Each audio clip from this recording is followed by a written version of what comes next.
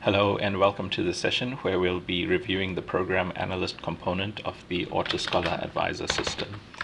So we'll start off with logging in using our institution credentials as usual. And we also enter the academic program code that we wish to review and analyze. And we specify a year, and I'll explain what that year will do in a few seconds. There's the Do Anonymize option, which you will have recognized from the Course View Connect part. So if we turn that on to true, then that's going to hash the student names and student numbers. And that you would use if you are just presenting the AutoScholar to someone, or you are using it in a place where you don't want anyone to see the actual student names and student numbers. So we click connect, and then the system will load up, and it's loaded a lot of data in the background, and the analysis is presented here. So on this interface, you'll see there are other sections to this program analyst, and we'll just be looking at the population analysis today.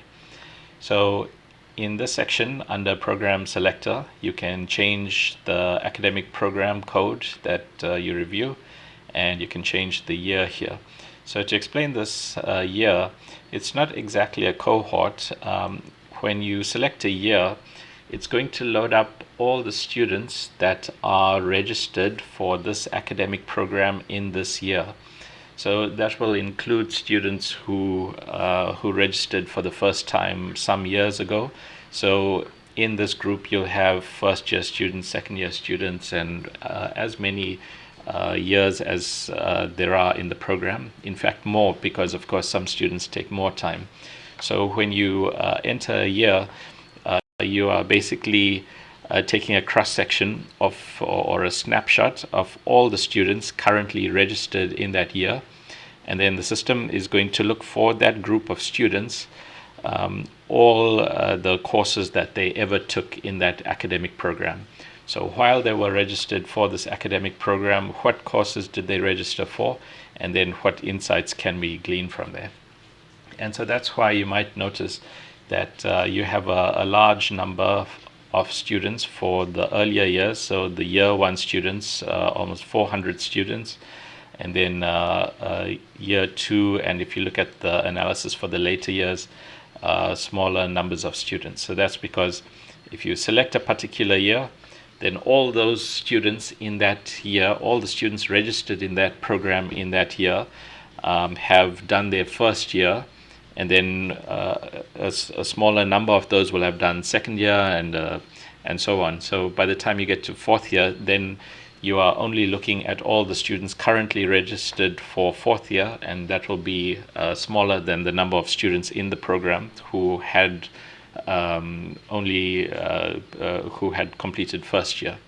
So that's the cross section. It's the population of students who are currently registered in the program. And so if you change any of these and click analyze, it will reload the page with analysis for those specs. So that's under the program selector. Then you'll notice here on the right, you've got the gatekeeper courses. So it's picking up all the courses that are taken earlier on in the program, and where the students take more times, or they have to take more attempts to pass that course. So for example, here it takes 1.5 times for a student to pass this course, and so on. So 1.85, so that's a large number of times before you pass this course. And so that's an indicator that this is a gatekeeper course. This is not to say that these are all the courses where students take extra time, but these are core courses. So the program has gone ahead and figured out which courses are core, which are core elective, and which are free elective. And it's doing this without such information having to be encoded in the database or by the user. So it's looking at all the student registrations and working out which are in those categories. So it's figured out these courses are the ones that are core and where it takes more time to pass, and so these are possible gatekeeper courses. And by gatekeeper, that's meant in the negative sense. It's not the kind of gatekeeper that grants you access. It's the gatekeeper that limits your attempts to pass through the gate. And then under gatekeeper impacted courses, these are courses where the students are entering the course later than they should be. So the system has worked out where each course is supposed to lie in the academic program, which means is this a third year course or a fourth year course, or is it supposed to be a third year course or a fourth year course? And then in what year of their academic study are the students actually undertaking that course? So it's worked out that this is supposed to be a fourth year course, but most students are only taking it in the fifth year. So that's why it highlights it as a possible gatekeeper issue. So that's a gatekeeper impacted course. And by the way, if you click on any course here, it loads up some information on the left-hand side. So under course information, it tells you a bit more about that course. It tells you the number of, but in what year most students are attempting it, and so there's a little more information on this side. And then going further, if you scroll down here to course information, this is showing us all the courses that are undertaken by all the students in this cross-section. So remember, we said it's not a cohort, it's a cross-section of all students in that academic program in that year. And it's looking at all the courses that those students registered for while they were registered for this program.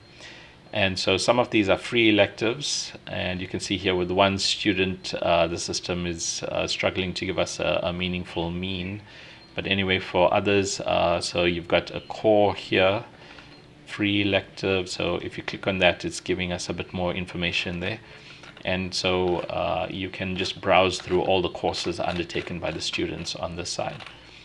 So that's general course information, whereas this shows us the gatekeeper, the early courses limiting progression, and this is showing us courses that are possibly impacted by the gatekeepers. And by the way, this is useful in its own right. It doesn't matter whether these courses really have been impacted by the gatekeeper courses. It's just useful to know that students are undertaking these courses in years later than they should be taking them. And this may also point to curriculum issues. So our design of the curriculum might need some revision if we know that a course is actually only ever passed in a later year. So it's some balance between the two, knowing what's a performance issue and what's a curriculum issue. And there are other AutoScholar components for working on curriculum. So anyway, that's on the course side. And then we talked about course information, and now I want to go to underperforming students. So we saw earlier, in an earlier video, we saw how to estimate at-risk students in the context of a single course. So inside a single course, you can look at how students are performing on the individual assessments, and it has an alerting system, so it counts up the number of alerts and it shows you which students are at risk of failing that course. So inside one course, that's fine, but inside an academic program, we want to look across all the courses and look at which students are taking more time to complete courses or who are underperforming and getting low means in the courses. So that's what this section is.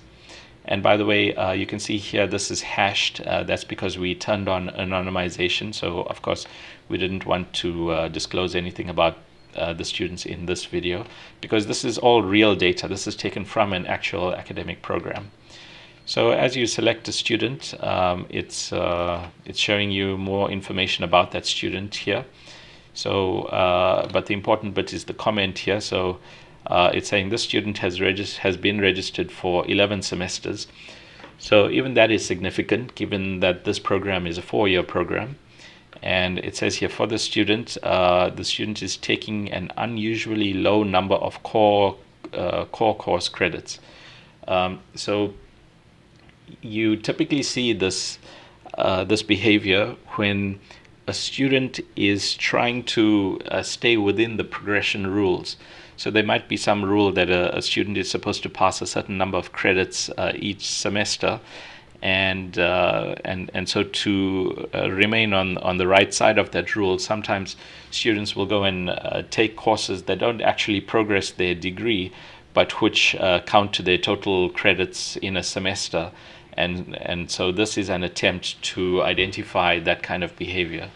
So it will flag for you students that are taking courses just to stay inside the progression rules, and then another type of alert is if a student is passing a low number of credits in a semester. So the student is only passing on average 36 credits in one semester, which is quite low. You can see the student has taken many semesters, so that indicates a slow progression student. So you see then you can also, if you click on any student, you get more information about that student. So there's biographical information here. And again, you can see I've masked out all these, the student number, the name, the birth date as well, because you could easily use that to identify a student. And then you really have to know about a student to use any of the other information. But you can get information, some biographical information about that student. And then you can look at the progression also. So how many semesters was the student there? How many credits attempted? What was the mean mark? So the credit weighted mark. And then also the actual results for each semester that student has been there. So there's quite a lot of information here on the left, and so you can really identify issues with your student in this way. Right, so that's the population analysis part of the program analysis, program analyst. And so this is a more accurate name. It's if you are from the field of population dynamics, we typically call this the original population. So given a specific time, we look at all the students that are, or all the entities that are in the system at that time. There's also what's called the fresh population, so the incoming students as well, which is not what we are looking at here. Okay, so I hope that's useful in understanding our academic programs and looking at which courses are gatekeeping the progression. So this is intended for us to identify the regions that should receive more of the resources. So in terms of our coursework, we might want to allocate more tutors, and there might be more support activities like supplemental instruction and so on. So this helps us identify which courses would benefit from that. And then in terms of students also, we might want to contact these students and reach out to them and advise them to engage with the counseling options available, so whether it's academic counseling or other types of counseling. So this section in the program analyst helps us figure out where to direct such attention.